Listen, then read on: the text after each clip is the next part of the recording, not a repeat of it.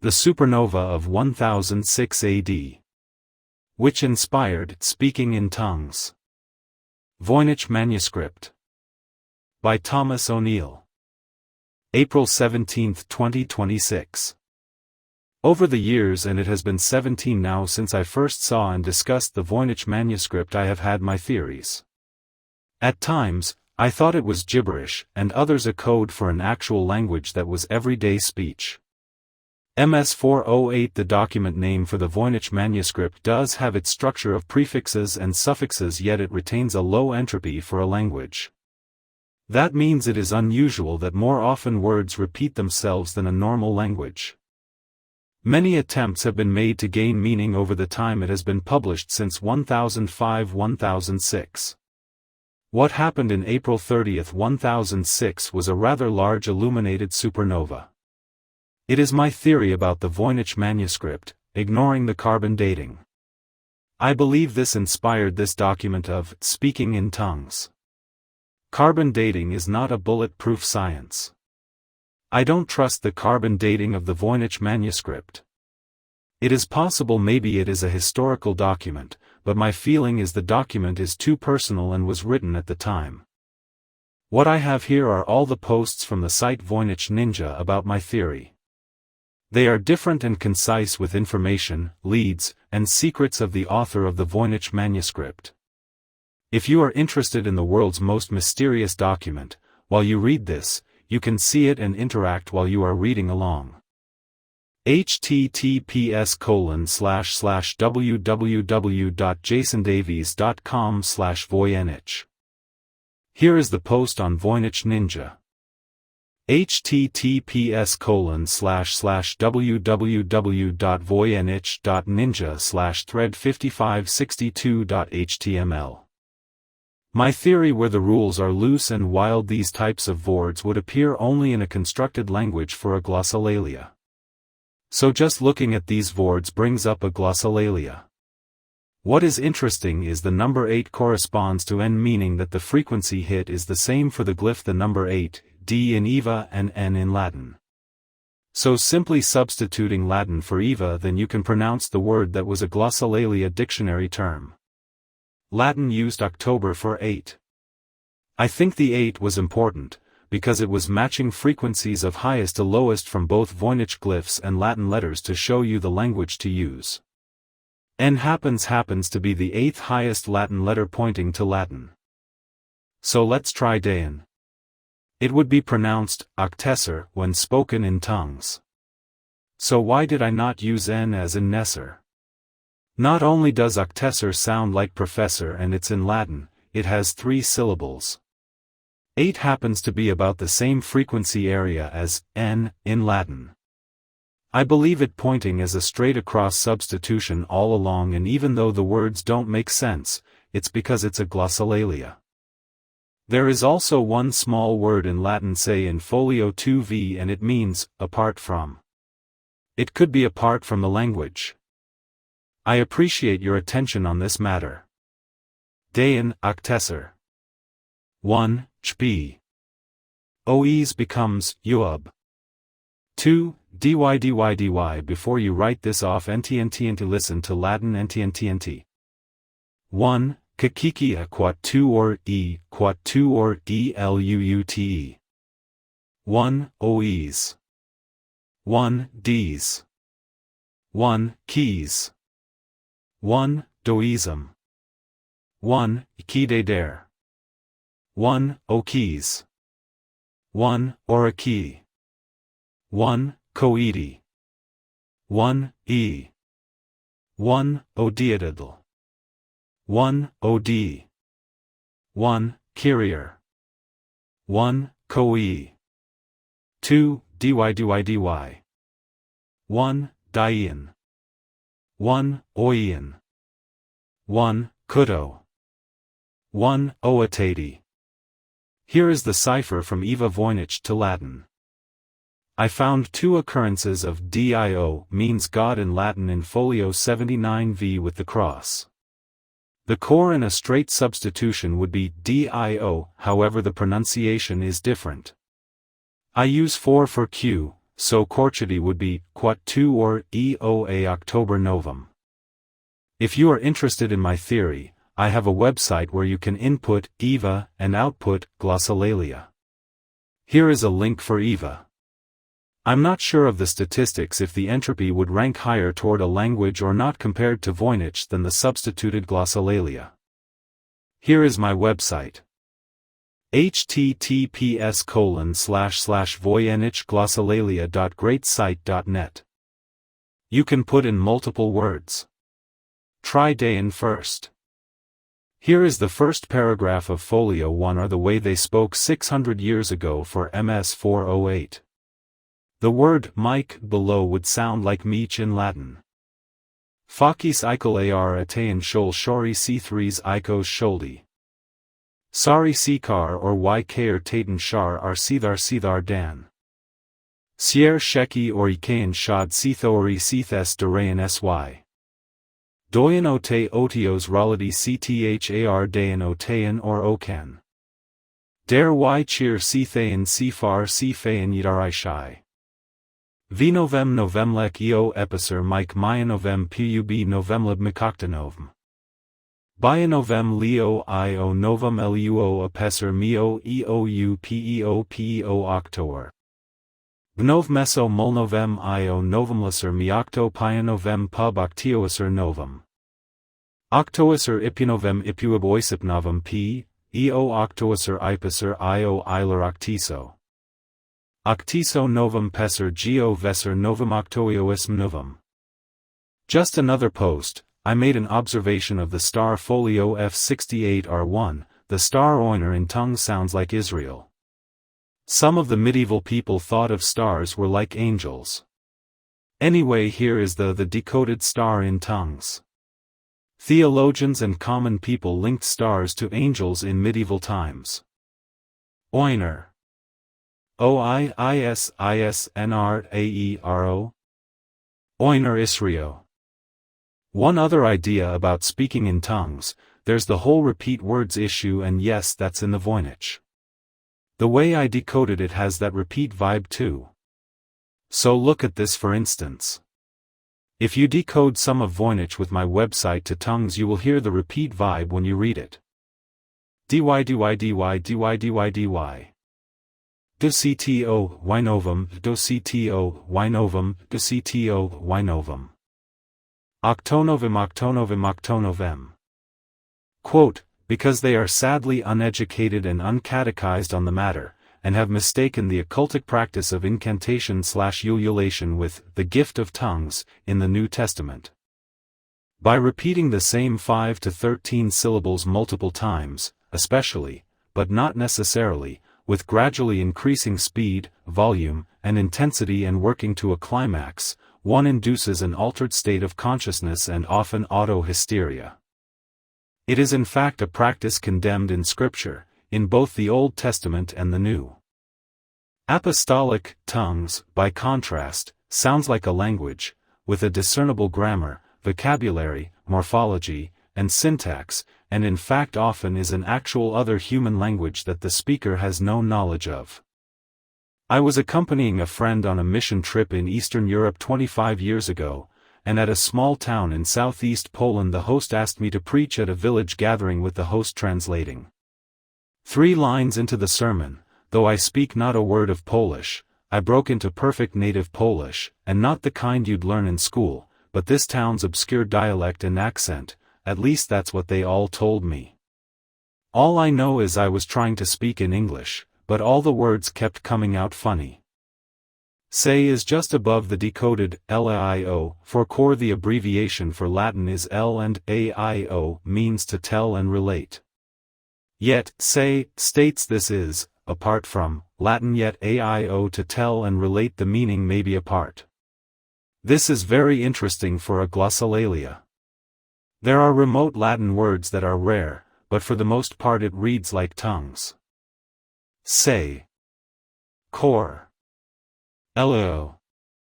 https://voynichglossolalia.greatsite.net https://www.voynich.com/mbpages. Okay, so I believe I know what's going with say, it means apart from. It's in F2V in MS408. There is 5 instances of the word AIO in folio 2V that's supposed to be for tongues, but the word is AIO means to tell or relate. So we are dealing with a glossolalia and we are telling and relating, but the meaning is apart from. Here is the decoded file of F2V. Kuyin. KLOIOIISISNR. LASSR. Chio. CHUOI. AUI. 4. PG CHOITRO. Geo. Otean. OITPAEISISNR. IPASR. O. OI. I. Dane. DCTOAEISNR. Octoaser. Chor. CHOITRO. AIO. Dare. DCTOAEISRO. Octiso. SHTY. SHM, TP, Wynovum. Mpnovum. Cho. KL, CHAOI. LAI. KCHY. KL, CHWynovum. Lanovem. Show. SHM, OI. MI. Shoal. SHM, OIS LC. Mike. Cacho. Q quatuor, OI, TP, CHA, OI. Quatuoropi. Louise. LC, OI, EU, SB. Soab. Cody. Q quatuor, OI, TP, Wynovum. Quatuoripnovum. Chor. CHOITRO. AIO. Dayan. DCTOAEISISNR. OCTOESSR. Achi. OITP CHWynovum. Ipanovem. Chor. CHOITRO. AIO. Elshai. LC, SHM, Wynovum. Kmnovum. Kol. CHOIT LC. AIC. Chodi. CHOIT DCTO Wynovum. Ioctanovum. Chodane. CHAOIT DCTO AEISNR. Ioctoaser. CHC thy. CTHP Wynovum. Apnovum. Dayan. DCTO AEISISNR. OCTOESSR. Show. SHM OI. MI. Cholo. CHOIT LC OI. AICI. Chair. CHEU OITRO. AUO. Codayan. CHA OIT DCTO AEISISNR. AOCTOESSR. Core. KL CHOITRO. LO. Shy. XHM Wynovum. Novum. Dayan. DCTO AEISISNR. OCTOESSR. CHC COE. CHCKHL OI Wynovum. Alanovum. S. SB. B. She. XHM EU Wynovum. Munovem. Door. DCTO OITRO. Octoyo. Col. CHOILC. AIC. Dayan. DCTOAEISISNR. OCTOESSR. Door. DCTOOIRO. Octoyo. Col. CHOILC. AIC. Chor. CHOIRO. AIO. Col. CHOILC. AIC. Keol. KLTUOILC. Luik. Chai. CHYNovum. Anovum. CHTY. CHTP, Wynovum. Apnovum. Dayan. DCTOAEISISNR. OCTOESSR. Ocher. OITP CHOIRO. IPO. Chan. CHAENR. AER. Dayan. DCTOAEISISNR. OCTOESSR. Chachi. CHOITP CHATU Wynovum. Iponovum. Koti.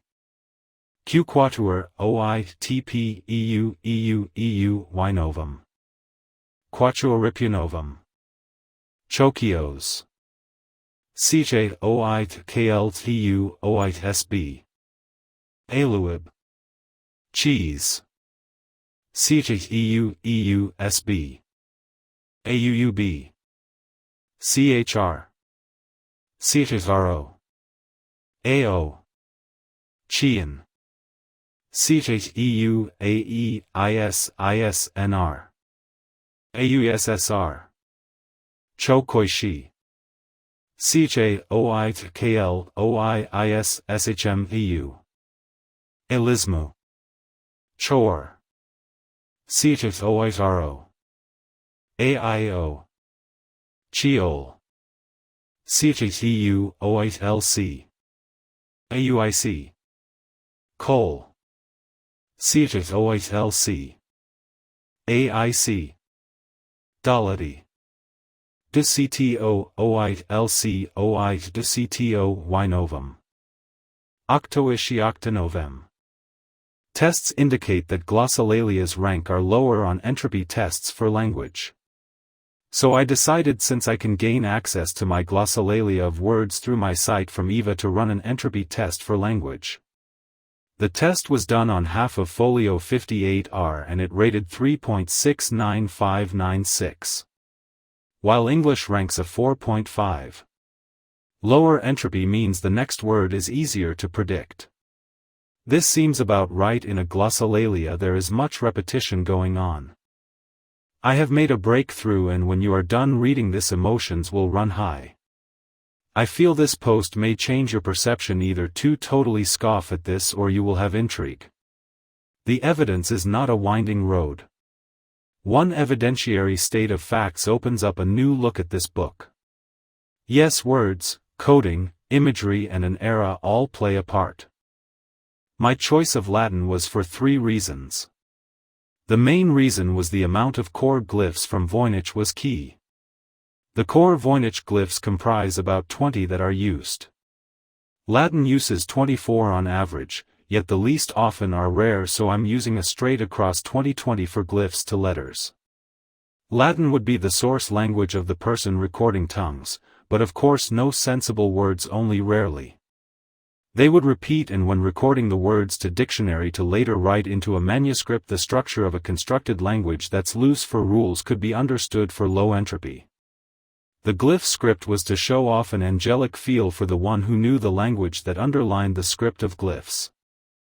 The other reason I'm using a Latin frequency list is this text is what I believe the author of the dictionary base, tongue, words came from. The exception is with 4, 8, and 9. He may have been autistic and used them as shorthand in the dictionary. He then transferred the numbers over into the made-up script which he memorized to read in front of priests. Maybe, speculation as always in this study.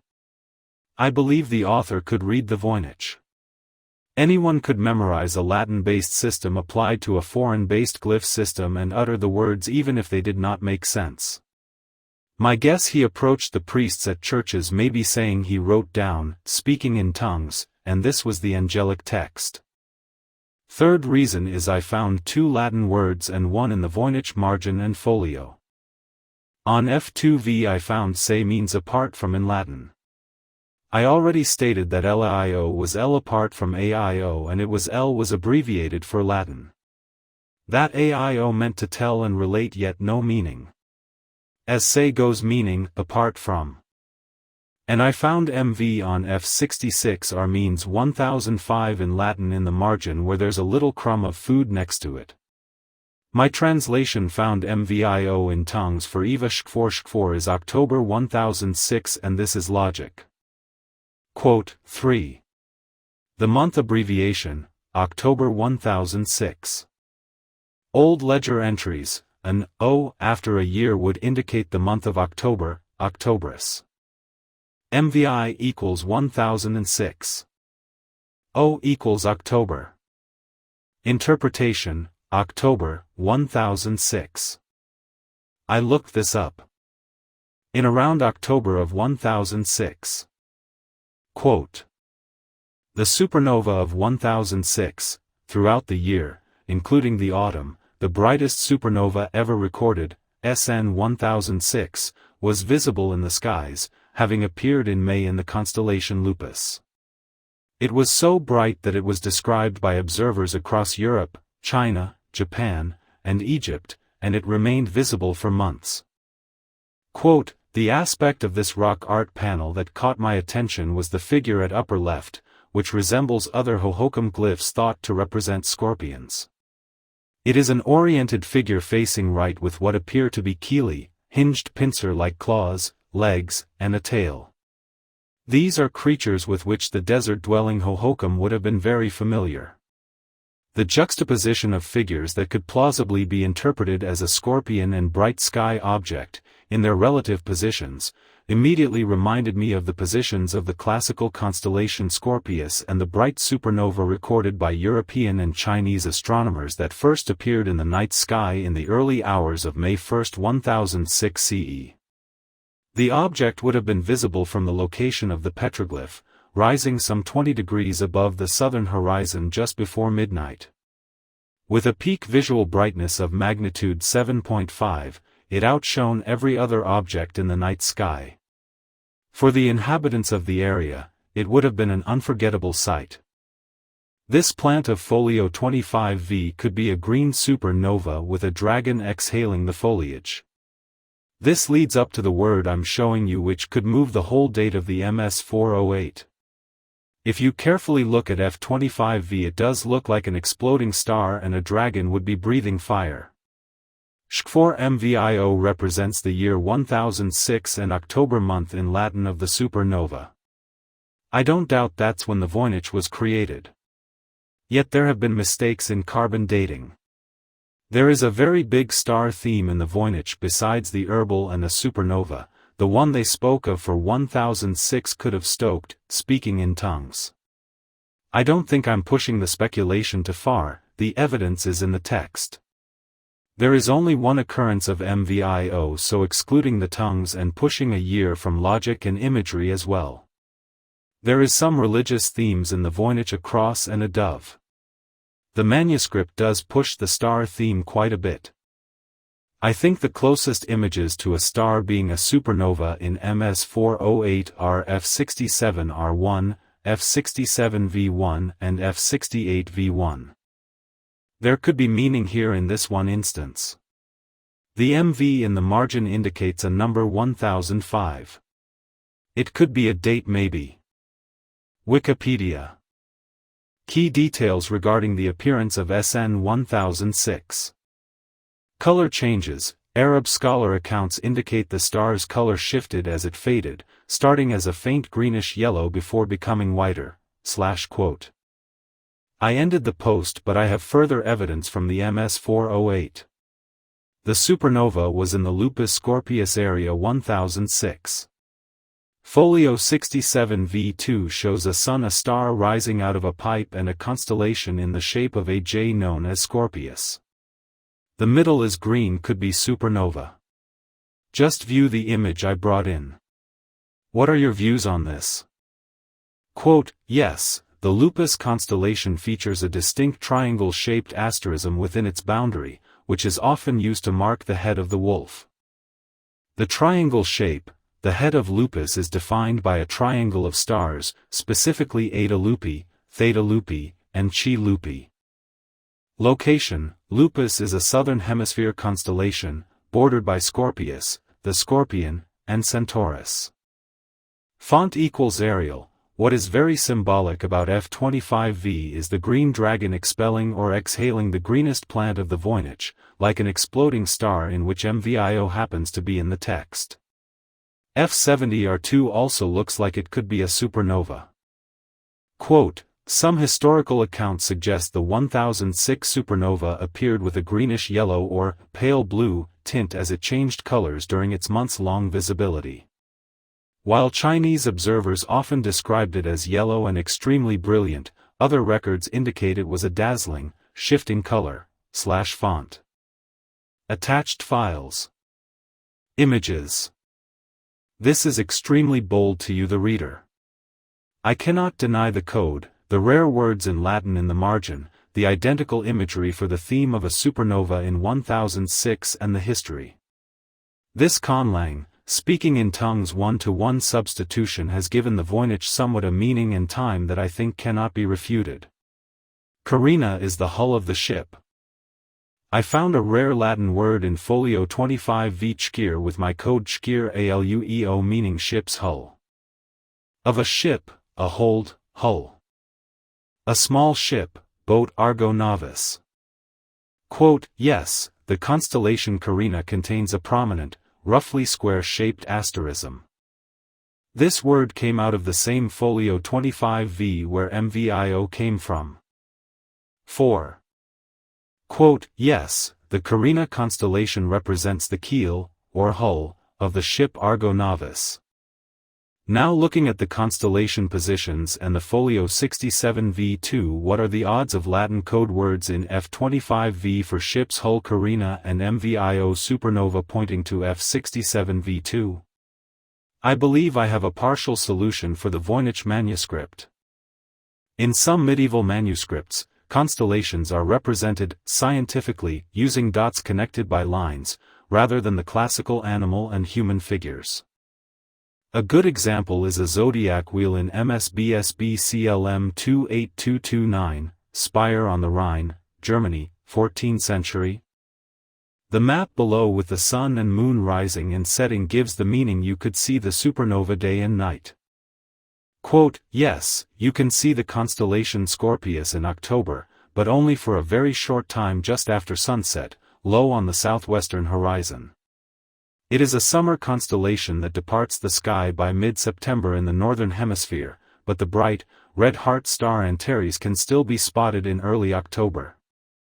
Let's assume I'm right and the author was around during the supernova of 1006. He worked on it from 1005 to day in OCTOESSR October of 1006. This event would contribute to speaking in tongues, because of the night sky brightness of the supernova. The people may have thought the cosmic signs were a prelude to God's wrath. One other tidbit of info: Eva, Chan, is air means air and sky listed 11 times by itself, the MS-408. The folio just before where I found ALUEO and MVIO has one hit of air. I have a site where you can put in Latin words and it outputs Eva to check. https://latineva.greatsite.net. What could be additional evidence, and it would be the beginning of the stirrup usage for the handheld crossbow.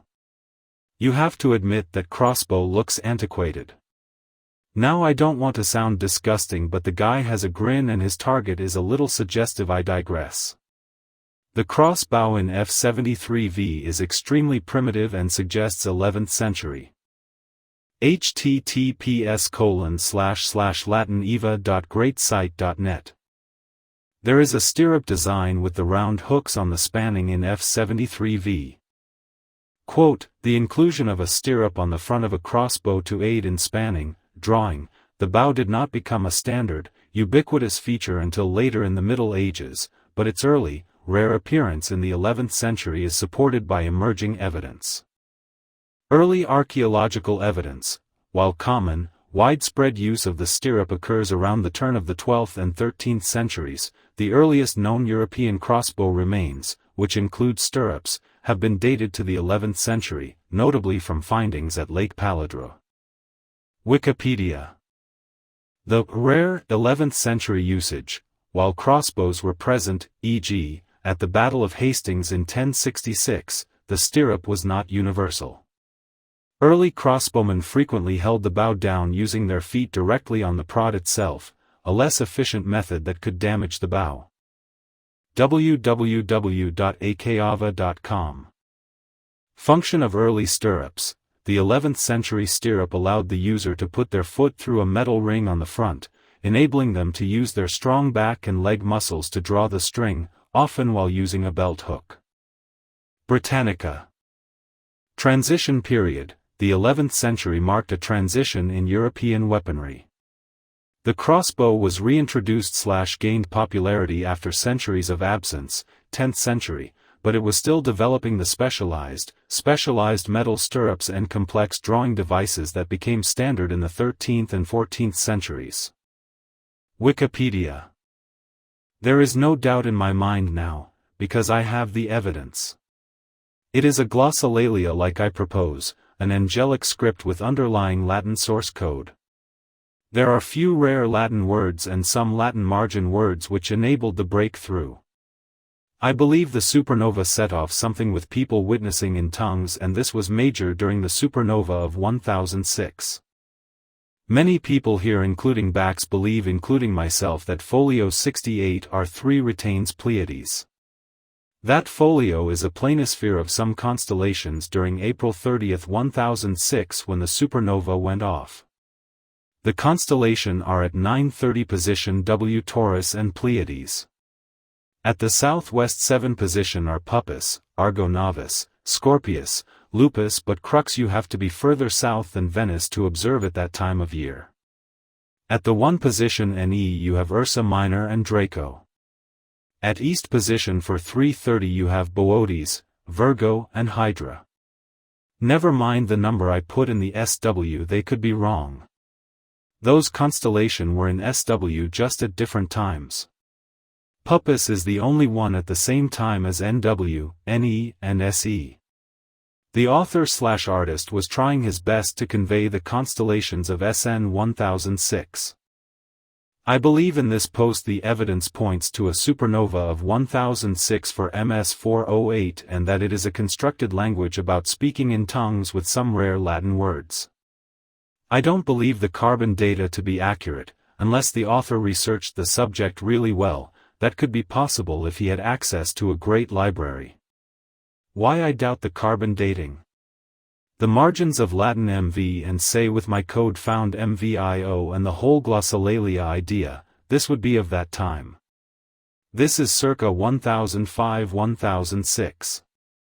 You can download Stellarium here to view for yourself. https://stellarium.org. SN 1006 appeared in a remote part of the sky. It is known that 1006 was off the galactic plane and remote. I used my cipher and found the Latin word auio means out of the way, remote, trackless, untrodden. The word auio was found in F68R3 on the opposite end of the planisphere where the supernova 1006 was found. Quote, yes, SN 1006 was located in a relatively remote or isolated part of the sky, far from the dense, dust-filled plane of the Milky Way galaxy. Specifically, it occurred in the constellation Lupus, roughly 14 degrees off the galactic plane, which allowed its light to reach Earth, unobstructed, resulting in the brightest observed supernova in human history, brighter than Venus. Facebook. It's on the ridge. Chair. This site converts EVA to tongues and sometimes a Latin word. https://voynichglossolalia.greatsite.net. This site converts Latin words to EVA. https://latineva.greatsite.net. Thanks for the reply. My cipher is a custom EVA to Latin from highest to lowest frequency settings matching glyph to letter. Of course EVA represents a glyph. I'm counting the CH as one letter in my cipher and it has been telling. I'm not speaking in tongues. Yes, if you put in EVA, D, the Latin output will be octo, its tongues. Some rare words come through as Latin and they have been key to information about findings. Following up on F68R3, I decided to check on the location of Rome with stellarium. There may be confusion, but west is to the right and east is to the left. The southwest constellations don't line up all at the same time, just one Puppis 4, Argo Novus. When I move the time and stay on the 30th, Scorpius and Lupus come into the southwest together. Crux is to far south. Since we are comparing to F68R3, at the center is what looks like a moon, not a sun, which indicated night. And the diagrams are at night. F68R2 shows a moon to the north and the face looks the same as the moon in F68R3. About quatuor, octo, and novum. This is 4, 8, and 9 respectively. They appear in MS408. Why it's in tongues and it's special. April is the 4th month and it's when the supernova of 1006 occurred.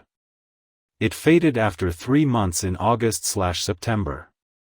August is the 8th/9th months and it was gone only pulses. Dayan is name octoacer, so it could double for Octoberus, the date on MVIO in the earlier post here.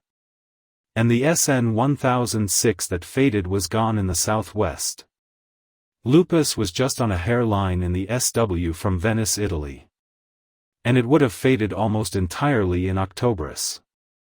Then the nova reappeared in Novemberus, so there goes the sounding like novum. So I interpreted tongues. Here is an example of tongues and it's short, my pronunciation may be terrible. It's a prayer in speech where any syllable that leaves your vocal cords is a sign of devotion. That's speaking in tongues.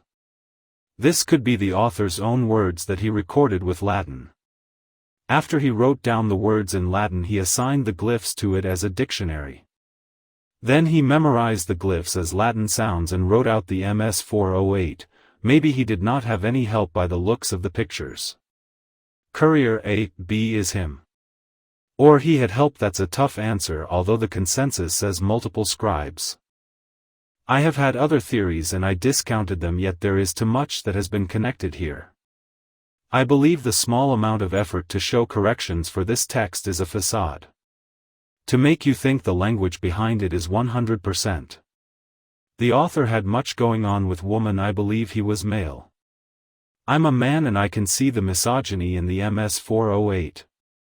The crossbow man pointing his bolt at her vagina, naked ladies, tying up woman, and woman being eaten by fish, although that could be a man. Maybe in a way this tongue business was private but a confession, and the supernova prompted this outpouring. Speculation. He had his fetishes and was brilliant if you ask me. He had an omen on his back, AUI, omen. The reason it is hidden is the man wanted to get it out of his system, his thoughts in tongues with God. The supernova spurred on his soul. He did leave little trails of morsels like MV, say MVIO, and some other Latin words I have found in the text with this unique glossolalia substitution cipher 1-to-1. God is actually in the MS408 as DIO for door, which is in tongues as octoio, listed 73 times as door for Eva. Octo is D for Eva. This fits for low entropy and why no one has decoded it or put a language to it. For the first time in 17 years with these discoveries, the doubting has diminished to 0.01%. I feel I have done it. What I doubt is a guy gathered this from a library. I was going to post this in the Chinese theory, but hey, it's my theory, right? So here it is. This tongue cipher has some hits with meaning. It found ALE with the Yang plant for folio 38 R. Oli. The plant depicts the Yang symbol missing the ing. Yang with medicine. I believe this the fist hit. Does anyone want me to really record some more of me speaking in tongues from MS408? https://voynichglossolalia.greatsite.net. ALE and YNG mean nurturing, healing, to feed, nourish, support, sustain, maintain. Figuratively, to nourish, cherish, promote, increase, strengthen. Quote, context, it is often used to describe nourishing the body, mind, spirit, or community. Dictionary.com. Note, in the context of traditional Chinese medicine, yang sheng, as defined on Ekos acupuncture, also focuses on nourishing life, which involves nurturing physical and mental well-being. Ekos acupuncture. Looking at what should be November in astrology of MS408 with the lizard according to Elias Schwertfeger. I did a double take and the author is hiding novum right in front of us with an over horizontal macron that's not a B and A R and E is missing. This looks strange. I use novum for my Eva, why, it's in the speech in tongues from the cipher. Look at what should be November, it's a short novum. Why, for novum, check it out in my cipher. Why? https://voynichglossolalia.greatsite.net. Quote, scribal abbreviation, overline in medieval manuscripts and older handwriting, such as German current schrift, a horizontal bar over a consonant like N or M, e.g., was used to indicate that the letter was doubled, or to indicate a missing N or M. While we are on the topic novum for number, I believe you're in my imagination, that the adjective for nova, which is novum, sounds just like novum. This occurs for novum 16602 in MS408 and it is the second most common glyph in the Voynich Manuscript. This speaking in tongues, was like a religious experience for the author. Ali ibn Ridwan was at Cairo when he recorded the fading of supernova 1006. It slipped out of view in September and that's when I believe the author the MS408 recorded the dark period in Choir 13 of the Voynich. Novum for the 9th month. If you notice in Choir 13, 1 out of 20 folios there is only one star and it's dark to be viewed in F82R. The strong parallels are with the sleeping woman who normally gleefully holds stars in their hands. There is a string on the star which trails off to a blue orb and a woman with blue hair. This tells me the supernova went dark. Here is the process 2 lines below the picture of the sleeping supernova in tongues from my cipher. What you will see in there is RIP and that was used in Latin as, requiescat in pace, singular, or requiescant in pace, plural, meaning, may he, she/they rest in peace. If you wish to process tongues with my cipher, go here. I'm only using the output words now and if you need to align as in text paragraphs for the list of words, go here. Lica octanovum quadriluoctanovem quatruorigic quatruoripuocto agaugoctanovum quatuoripec octanovum eliq ipuoctanovum. Quatuorioctoocto equatuorioctio auli sisic ilec eliso octanovum. Quote, at the time SN 1006 was first seen it was reported by Ali ibn Ridwan to be in opposition to the sun, and so months later, sometime in September, it was no longer able to be seen due to its proximity to the sun. It reappeared in the dawn sky in November or December of 1006. The SN was visible in the night sky for a period of at least 3 years. Something else that is sign language from F82 are with the woman arms for letters. I used to try this some time ago but from left to right and the woman are signaling something and now I understand it's from right to left. The last woman on the right is pointing to glyph O which I use Latin I in my cipher. The word is novae and it's in the same word list as nova for definitions, however it means knowledge. This was very interesting to me, because I'm noticing my cipher being acknowledged by MS408 itself. Quatuorhypnavum, this is measurable and not a random indication within the Voynich manuscript. It's deliberate. Quatuorhypnavum, which is Cody again Cody. The 29 instances out of 89 for Cody, which, rest in peace supernova, is 145% listed and has the greatest density than any other section. Choir 13, I feel, was created in September when the supernova faded away. The herbal section has a 30% density of Cody. I made a tremendous find for speaking in tongues, she. That's mu in Latin, means muttering. That's precisely what happens between words or during a glossolalia, speaking in tongues. She occurs 25 times in the Voynich manuscript. She is munovem muttering nova/9. The occurrence is 283 times in the Voynich. Here is a picture of F70R2 with she highlighted in yellow. Why this folio image?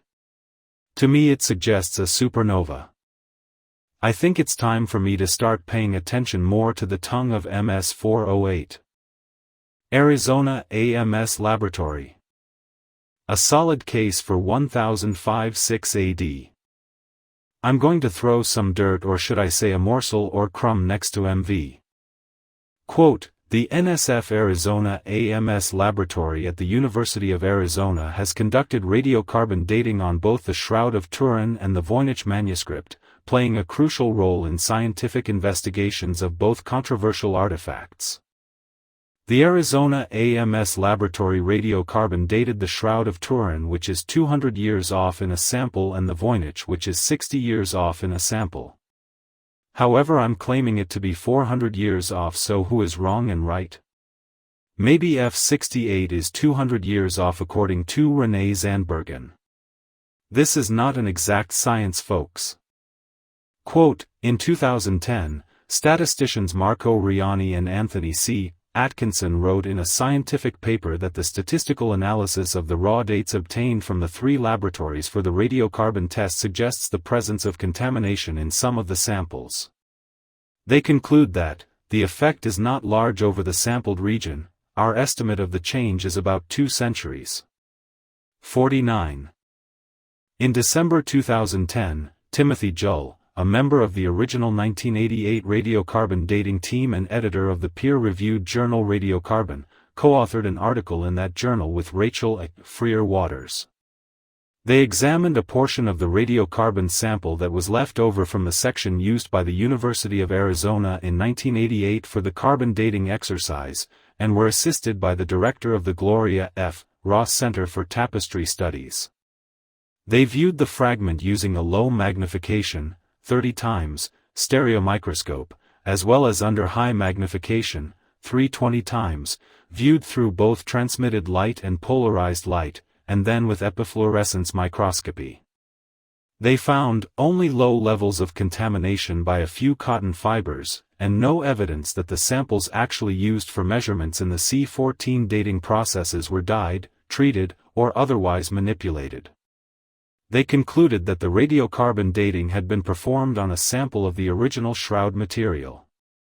Quote, the assumptions used to combine the results were clearly explained by Renée Zandbergen.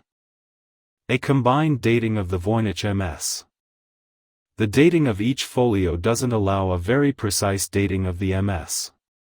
The uncertainty in age for each folio is some 50-60 years, and in the case of folios 68 even spans 2 centuries due to the above-mentioned inversions of the calibration curve. The book production process is likely to have taken considerably less time than these 50-60 years. Under the assumptions that the MS was indeed created over a time span not exceeding, e.g., 10 years. It was not using parchment that was prepared many years ago. Each sheet provides a measurement or observation of the MS creation.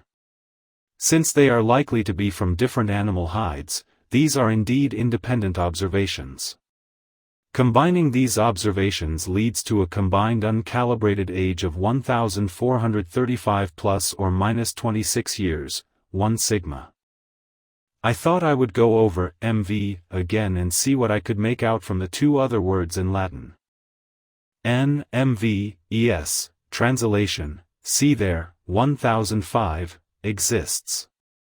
The picture of the person holding their umbilicus F66 which means navel or center is what I want you to focus on, this word the center. MV plays the central role of the whole manuscript and it is the key in which everything falls into place. The cipher which relied on MV found MVI for 1006 which gave me the breakthrough.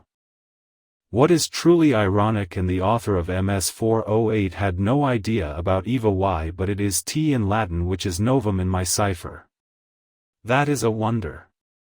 This will come as a surprise. I have found the author's full name and I believe he was a Pisces. Mech was found there. His name is Leo Mech in folio 113R, finding the author name in this Voynich Eva, and here is the Eva Carshal Mech is abbreviated I surmise. Mech comes from Meko or Miko. You can check with my cipher. https://speakingintonguesvoynich.greatsite.net. From Miko, a common derivative of the first name Domenico, meaning, sacred to God. This is symbolic and a metaphor, and I don't think he is implying a saber-toothed tiger. It's Leo Mech saying he is speaking in tongues, and it's depicting a cat symbolic of Leo with its tongue sticking out in August. So circa 1005-6 and Leo Mech of Italy, author of MS408. Ali ibn Ridwan from Cairo recorded the supernova visible on April 30, 1006 in the Northern Hemisphere. If you count the barrels with the ladies holding stars in MS408 for the 2 April astrology charts F71R and F70V1, you find them totaling to 30. The woman in the barrels with the stars in their hands symbolizes the supernova coming out. Quote, SN 1006 was a supernova that is likely the brightest observed stellar event in recorded history, reaching an estimated -7.5 visual magnitude, and exceeding roughly 16 times the brightness of Venus. Appearing between April 30 and May 1, 1006, ambiguous, in the constellation of Lupus, this guest star was described by observers across China, Japan, modern-day Iraq, Egypt, and Europe, 2-5, and was possibly recorded in North American petroglyphs, 6. Some reports state it was clearly visible in the daytime. Modern astronomers now consider its distance from Earth to be about 7,200 light-years or 2,200 parsecs. 3. Historic reports. Egyptian astrologer and astronomer Ali ibn Ridwan, writing in a commentary on Ptolemy's Tetrabiblos, stated that the spectacle was a large circular body, 21/2 to 3 times as large as Venus. The sky was shining because of its light. The intensity of its light was a little more than a quarter that of moonlight, or perhaps, than the light of the moon when 1/4 illuminated. 2. Like all other observers, Ali ibn Ridwan noted that the new star was low on the southern horizon. Some astrologers interpreted the event as a portent of plague and famine. Wikipedia. This should hit home for everyone here enjoying this theory. Lupus is a misnomer for the constellation that is a leopard, and it still had a triangle at its head. Hence the tongue's leopard in August. Quote, the key Arabic astronomical work of this era was the Book of Fixed Stars by Abu al-Husayn Abd al-Rahman al-Sufi, 903–986 AD, completed around 964 CE, which contained a listing of the Arabs' own star names. Muslim heritage. So the Arabic naming tradition that included al-Fad was active well before the 11th century. Quote, Lupus, the wolf, an idea for the figure said to be from the astrologer's erroneous translation of al-Fad, the Arabian title for this constellation, their leopard, or panther. They made an error and renamed leopard to Lupus. The Leopard constellation was around when author of MS-408 Leo Miko in 1006 displayed the leopard with the tongue sticking out to signal the supernova to the south. To say this means speaking in tongues. I was not going to post this as part of my theory for fear of it being a bit too complicated. Yet the author Leo Miko was a complicated man. He knew his cipher and hidden language of glossolalia would be very difficult to find, so he did leave very obscure clues, in a way he wanted it cracked. This one for the reader takes some thought. Taurus and Pleiades was in the 9:30 position on April 30, 1006, the supernova. The plant on folio 1V has what looks like it's inverted from its side, the Taurus sign symbol for astrology of the time at the 9:30 position. Folio 68R3 has Pleiades and Taurus at 9:30. Was Leo Miko implying or telling us that's Taurus with an off clue? Going back to April 30, 1006 AD. To make a powerful connection inside the VMS with folio 67R2. The moons in F68R1 and F68R2 are waning below crescents at Venice, Italy. The moon was the same in MS-408 and for April 30, 1006 AD. And again notice the large star in the middle with the greenish hue. SN 1006 had that property for F67R2. Quote. 1006-0430. 17 hours 55 minutes and 48 seconds. Moon. Magnitude. 11.61. Distance. 373,295.08 kilometers. Radius. 1,737.4 kilometers. RA/Dec. 21 hours 44 minutes and 15.2 seconds. 09 degree 31 foot 09.1 inch. AZ/Alt. 038 degree 18 foot 18.1 inch 48 degrees 16 minutes 52.2 seconds. Phase. 37%. Visibility. Rise, 1736 set, 349. https://stellariumweb.org/p/observations. What does 37% illumination mean? Waxing crescent phase, a 37% illuminated moon is considered a waning crescent. Waxing means the illuminated portion is decreasing, and crescent means it is less than half lit, less than 50%. Facebook. Regarding the hue of the greenish color, I believe that mostly occurred toward the setting of the supernova for the year 1006, due to atmospheric conditions of the southwest or west. The green stars of folio 67V1 is the supernova of 1006. Quote. It is entirely possible that a bright supernova like SN 1006 could have shown a greenish hue while setting in the southwest, particularly due to atmospheric refraction, scattering, and the phenomenon known as the green flash. Facebook. At a peak visual magnitude of around -7.5, SN 1006 was significantly brighter than Venus and visible during the daytime. When such a bright, point-like light source approaches the horizon, atmospheric conditions can distort its appearance dramatically. Wikipedia. Green flash phenomenon. Just before a very bright setting object disappears below the horizon, atmospheric refraction bends the light, separating it into colors like a prism. Because blue and green light bend more than red, green is often the last visible color before an object sets, producing a green flash. Facebook. Atmospheric scattering. As light travels through more of the atmosphere near the horizon, blue and violet light are scattered, leaving red, yellow, and green. Depending on the density of the atmosphere and particles, this can sometimes lead to a green hue rather than a deep red. Twinkling and color changes. The extreme brightness of SN 1006, combined with the thick layer of air near the horizon, would cause intense atmospheric scintillation, twinkling, which often produces alternating flashes of color. Quora. While some records describe SN 1006 as having a yellowish hue, likely due to the low altitude, the atmospheric conditions in the southwest during its setting would have been ideal for creating shifting, greenish, or multicolored appearances. Wikipedia. Quote.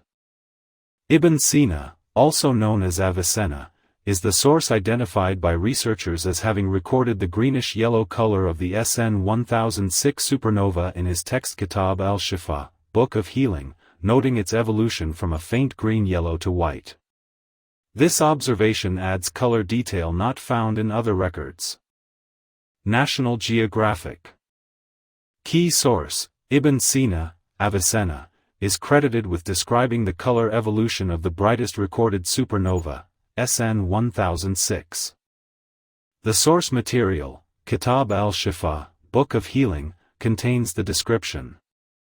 Color description. He noted it was initially a faint greenish-yellow, sparkled intensely, and then turned white. Location. While not in Cairo, the report is from his observations during 1006 while in Uzbekistan, as documented by recent studies. Context. The sighting was corroborated with other findings, including those from Cairo's Ibn Ridwan, who documented the same event in 1006. Muslim heritage. It is important to distinguish that while Ibn Ridwan is the primary observer living in Cairo, it was Ibn Sina's text that described the specific greenish-yellow color. Aramco World. This just verified my substitution cipher, it's a lock. A full moon is the halfway point between the waning and waxing crescent moons. The measurement for that halfway point is pi, 3.14 https://speakingintongues voynich.greatsite.net. Within the inner circle of F67R1 sits a picture of the moon with opposing, waning and waxing crescent moons. The half point of that is a full moon. Here is the Leo Miko Vordutoi Eva Utoi, and my 1-to-1 substitution cipher sees it as this Novempanavum. At this position for the Vordutoi the supernova MVI has already set. Lupus/Leopard constellation set where SN 1006 is. The imagery is stunning example of a supernova that has set with dark radii which has darkened. Quote.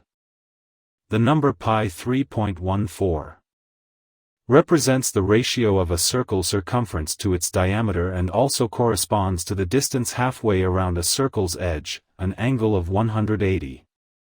When measured in radians. Thanks for your attention. The evidence overweighs the carbon dating. However, like some who believe they cracked the Voynich, I leave that decision to the readers. If you would like to convert Eva Voynich to tongues or some Latin, go here. https://speakingintonguesvoynich.greatsite.net. Eva Voynich from the Voynich Manuscript transliteration. https://www.voynich.com/pages.